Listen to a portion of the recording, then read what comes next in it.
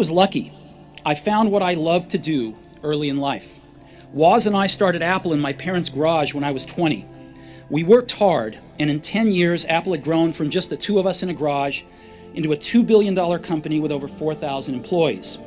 We just released our finest creation, the Macintosh, a year earlier, and I just turned 30.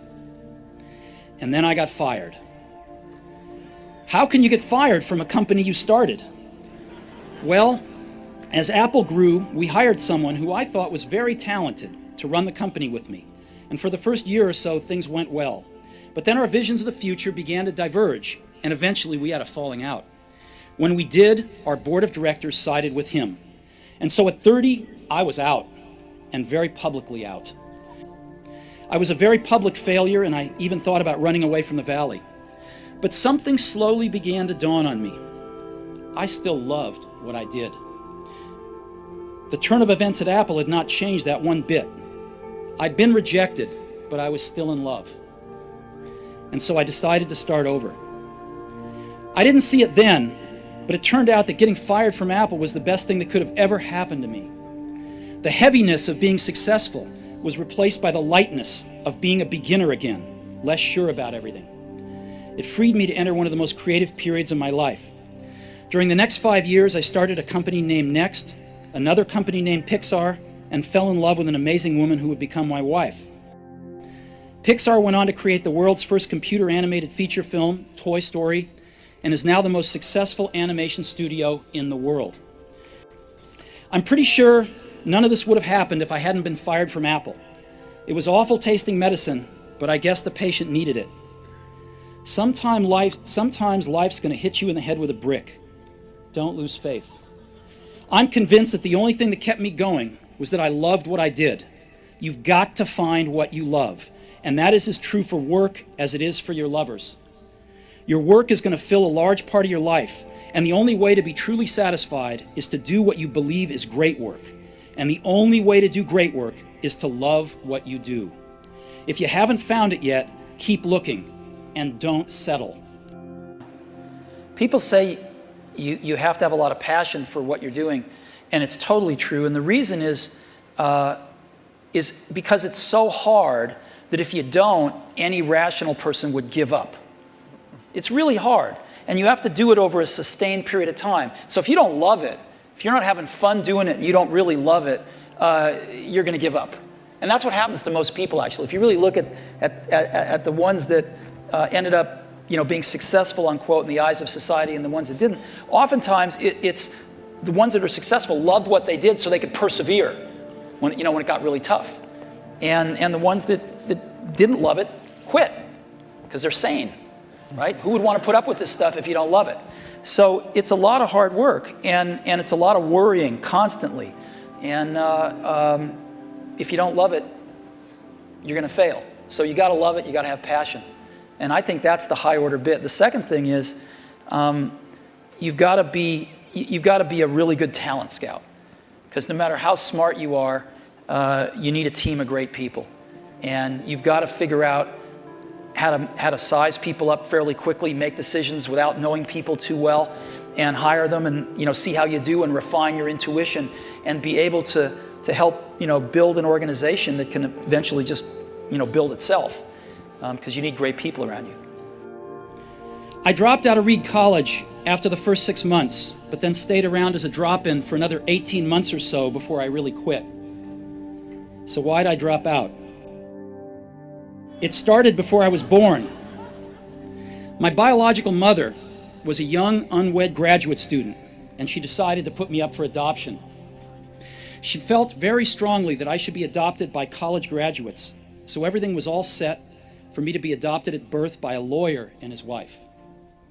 Except that when I popped out, they decided at the last minute that they really wanted a girl. So my parents, who were on a waiting list, got a call in the middle of the night asking, "We've got an unexpected baby boy. Do you want him?" They said, "Of course." My biological mother found out later that my mother had never graduated from college and that my father had never graduated from high school. She refused to sign the final adoption papers. She only relented a few months later when my parents promised that I would go to college. This was the start in my life. And 17 years later, I did go to college. But I naively chose a college that was almost as expensive as Stanford. And all of my working class parents' savings were being spent on my college tuition. After 6 months, I couldn't see the value in it. I had no idea what I wanted to do with my life, and no idea how college was going to help me figure it out. And here I was, spending all of the money my parents had saved their entire life. So I decided to drop out and trust that it would all work out okay.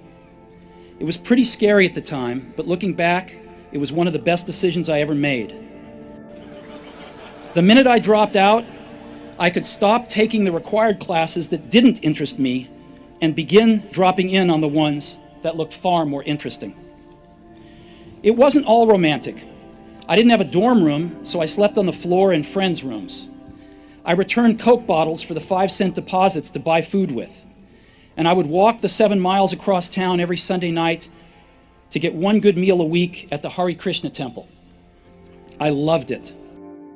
If I had never dropped out, I would have never dropped in on that calligraphy class, and personal computers might not have the wonderful typography that they do.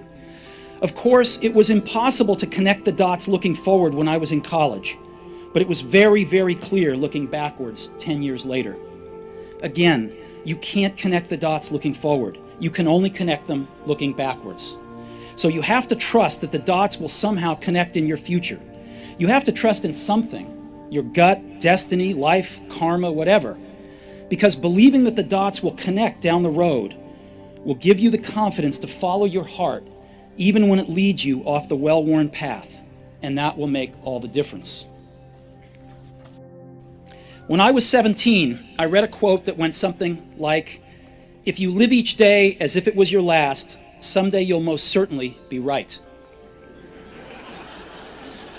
It made an impression on me, and since then, for the past 33 years, I've looked in the mirror every morning and asked myself, if today were the last day of my life, would I want to do what I am about to do today?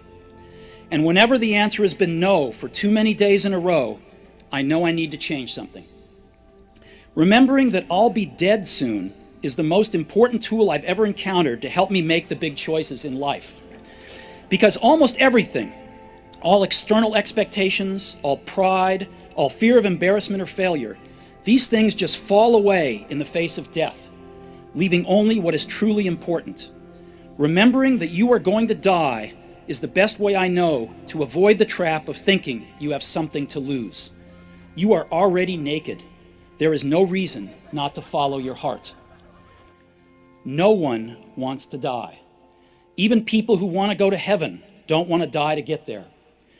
And yet, death is the destination we all share. No one has ever escaped it. And that is as it should be, because death is very likely the single best invention of life. It's life's change agent. It clears out the old to make way for the new. Right now, the new is you. But someday, not too long from now, you will gradually become the old and be cleared away. Sorry to be so dramatic, but it's quite true.